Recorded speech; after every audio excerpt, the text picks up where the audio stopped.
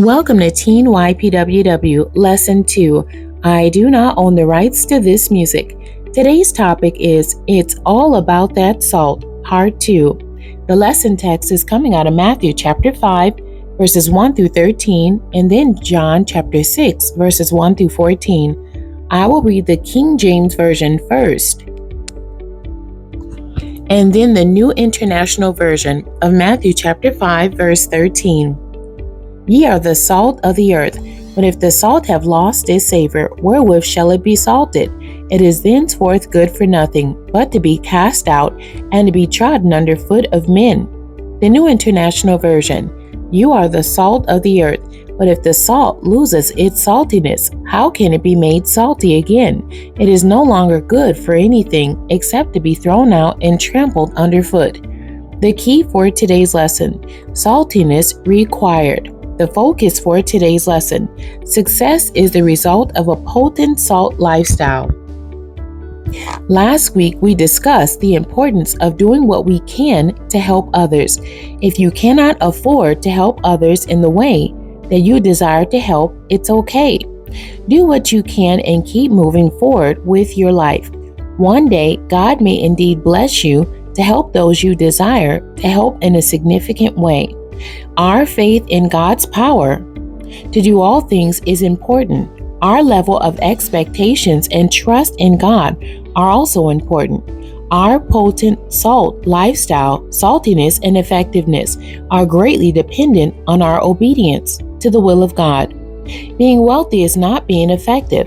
Being effective is found in following the directives of God. This should be the first desire of our hearts. In Matthew chapter 6, verse 33, He has instructed us to seek first the kingdom of God and His righteousness. Then all of the other things you need will be added to you. Take care of God's business and He will take care of your business. This famous line reminds us of the provisionary power of God. When we seek to honor God with our lifestyle, He will help us to reach our personal, academic, and spiritual goals. Little becomes much when we place it in the Master's hand. We find this to be truth to be demonstrated in John chapter 6, verses 1 through 16. This is the miracle event when Jesus fed 5,000 people from the lunch of a young boy. Jesus had been blessing the people with miracles at a feast of the Jews. After witnessing and hearing about the miracles He performed, 5,000 people followed Him to Galilee. When Jesus saw the crowds, He had great compassion for them and wanted them to have a very good lunch. Jesus asked His disciples for ideas of how to feed this great gathering. After this discussion, a young boy offers his lunch to the disciples to help feed everyone. The lunch consists of 5 small barley loaves and 2 fish. We don't know the name of this young boy. However, we do know that he was bold enough to let the disciples know what he could offer to help in this critical situation. He could have been totally uninterested in the lunch needs of the crowd that day. He could have been somewhere playing with his friends and not heard the conversation of the disciples concerning feeding the large crowd. Nonetheless, he stepped up boldly and offered to help. Jesus accepted the young man's lunch, blessed it, and the disciples distributed to the crowd. From this small lunch, a miracle of multiplication and increase takes place. The lunch was miraculously multiplied to be enough to feed everyone. It is interesting to note that there were 12 baskets of leftovers after everyone finished eating.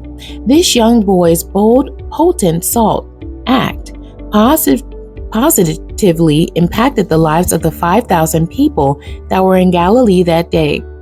Savory salt will influence everything that it touches.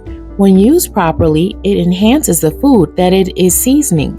Food tastes better when it is seasoned with the right spices.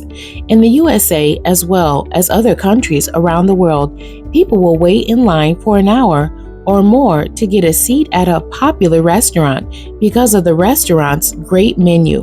The quality of food, the precise measurements of spices, and the talent of the chef makes waiting for their favorite meal worth it. The same meal served at another restaurant will not have the same great taste if it is prepared with different seasonings or cooking methods.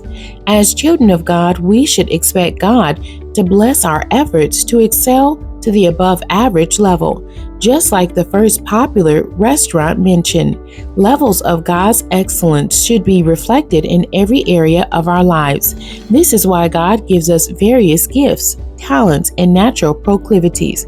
He gives us a leading, cutting-edge advantage through our various abilities. God blesses what we do for Him, our families, others, and ourselves. The questions for today's lesson.